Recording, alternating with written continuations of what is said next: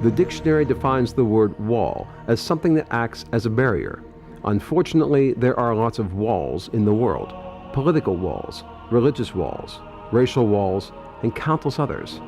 Erecting walls are easy, but tearing them down takes time and effort. On May 22, 2003, a piece of a very big wall came tumbling down.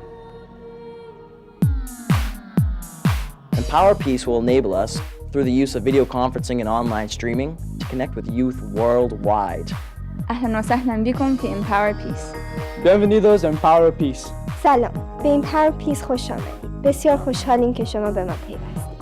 Jamrep Sua, Nimsam Okone Ay Ban Joy, Empower Peace. Empower Peace will help break down barriers and promote mutual respect.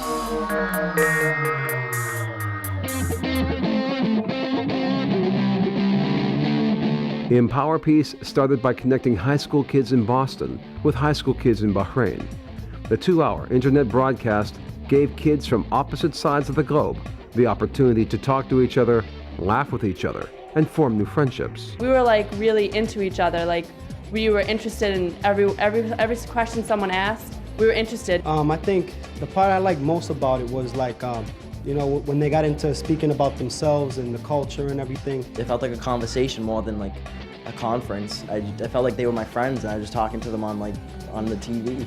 I learned that their culture is a lot like our culture. We all like the same things, like they were saying they love friends and like they all have like the same problems that we had. I learned that they're the same as us. We're all teenagers. They experience the same ups and downs that we experience, and I think that's great. We did bring down barriers because we were laughing out there, and that's what you can tell the most. When people are laughing together, that's when you know that everybody's barriers are down and we were just being vulnerable, we were being ourselves, and I thought that was terrific. Now we know what they do compared to what we do, so being in a class every day, now we'll be able to just be able to think about that sometimes. Like, wow, you know, people in another country are doing the same thing we're doing.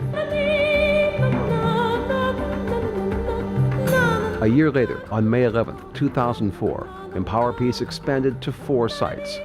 Boston and Bahrain returned, but this time schools in New York and Amman, Jordan joined in. We all came to realize how simple this all can be. And that is that if we understand each other and we listen to each other, we come to realize how very similar we all are. I got an understanding of what that other kids are going through, the same exact thing I'm going through, that they watch the same shows, they listen to the same music, they're the same as me. And what we discovered today in talking with them was that we all view each other in a very similar fashion. We all want to be friends with each other. And I think that gaining that understanding is more important than necessarily, you know, knowing that we both watch Friends and American Idol. We maybe come from different cultures, speak different languages, but like through like the language of music and love, you can really see what people have to bring and what connects us together. We have our differences, but underneath that all, we're all the same. We have the same feelings. We're going through the same things. It's very similar, and you don't realize that. You think that they live in a different country, things are completely different, but it's really the same thing. They go to school, they come home, they have sports, they have work, they have the same, they hang out with their friends, they go shopping. It's all the same. What you're about to see are highlights from the 3rd broadcast, recently completed on September 29, 2005. Empower Peace will help break down barriers. This time, Empower Peace connected Boston, Massachusetts, New York City, Cairo, Egypt, and Islamabad, Pakistan. Good morning, everybody! Over the past several years, Empower Peace has steadily grown, not only in school participation, but also in international recognition. The site in Islamabad, for example, was hosted by Salman Ahmed, lead guitarist from one of Asia's most popular bands, Junoon. But he wasn't the only well-known Pakistani participating. It is with great pride that I introduce this message from the President of Pakistan, General Pervez Musharraf.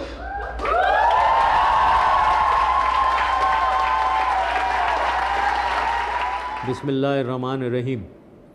I would like to commend the efforts of Empower Peace for arranging a multinational peace video conference being held simultaneously in Islamabad, Cairo, Boston, and New York, live via the internet.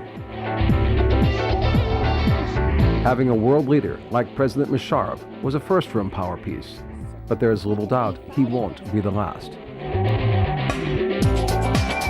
Before each Empower Peace broadcast, schools select student ambassadors who have the opportunity to greet their counterparts around the world. At my high school, there are people from different countries all over the world. I find it so amazing to have different cultures being united and represented in one school. We will embrace our similarities and respect our differences to encourage and maintain a more peaceful environment. I'm 16 years old, and like everyone here, I too envision a future of global peace, harmony, and socio-economic cooperation.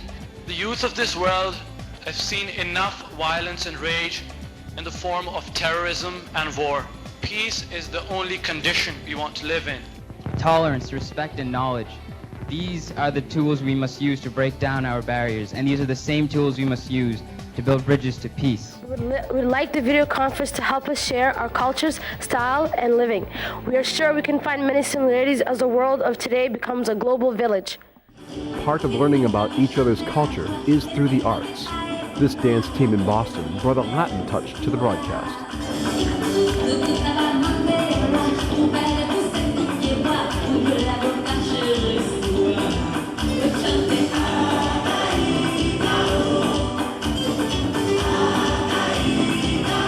Next came a question and answer session.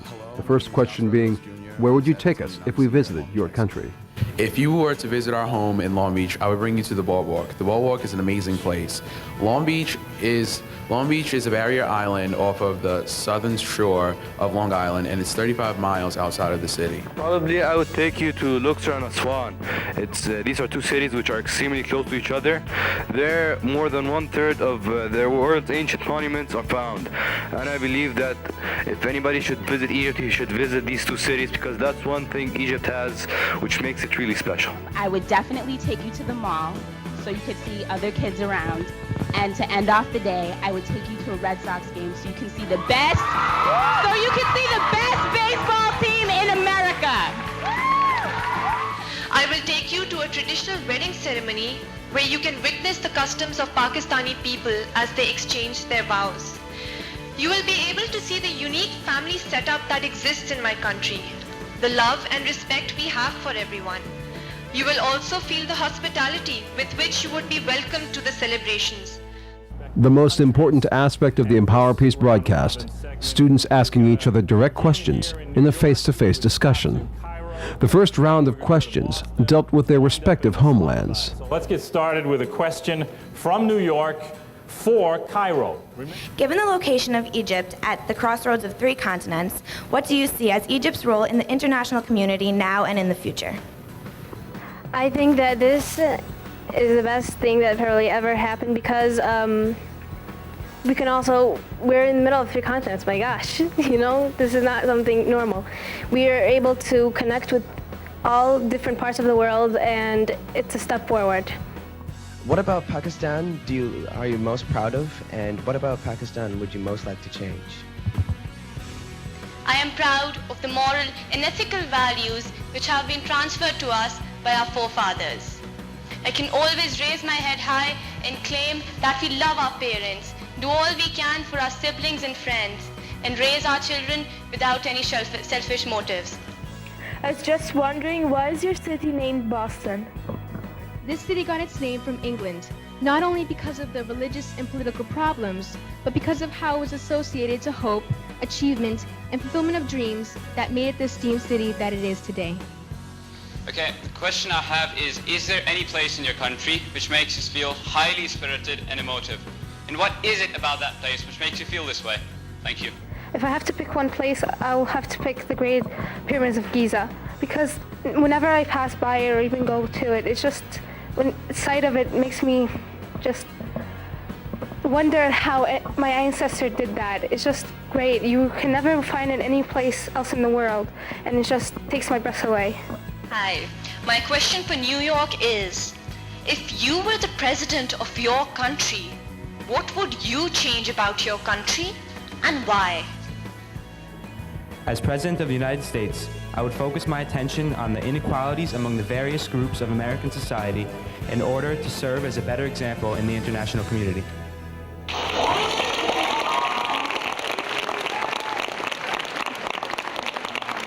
Next set of questions, we're going to talk about music, sports, fashion, and role models. Hello, Boston, New York, Islamabad. I got a really interesting question. It's about an Egyptian singer. He's really known. I don't know if you guys know him, but I wish that you guys do. Do you know an Egyptian singer by the name Amr Diab? I personally haven't heard Amr Diab's music. Sorry if I said that wrong, but I'm always looking forward to hearing something new. In your spare time, what styles of music do you enjoy listening to? One of the things that are unique about our music is that we blend traditional with modern. We also listen to rap, blues, and reggae. I have a question for Islamabad. I've always wondered, what type of music do you like, and are there any music awards show for Pakistan, or what's up, Hank? Thank you. Pakistani music has certainly proved itself to be the food of love, and so it plays on as a universal language. That was a great answer. Thank you so much, Islamabad. Yo, Sal, man, you shouldn't have told our Bostonians that you're a Yankee fan, man. I was going to bootleg your CDs out here, man. Anyways, next one is we're going to do role models. New York, you guys have a question for Islamabad? My question is, who are the local and international figures that people your age most admire, and what qualities make them good role models? New York, as an answer to your question, well, you see, the people around me, of my age especially, they are highly concerned about their future, often envisioning who they will become. And that is precisely where role models step in. Since I know that New York and Boston are such rivals and such big fans of baseball, I want to ask a question to make you a little hot. What is the most memorable home run in Red Sox and Yankees history? I know this is gonna upset the New York people, but anyway, last year in the American League Championship, Johnny Damon hit a home run, grand slam.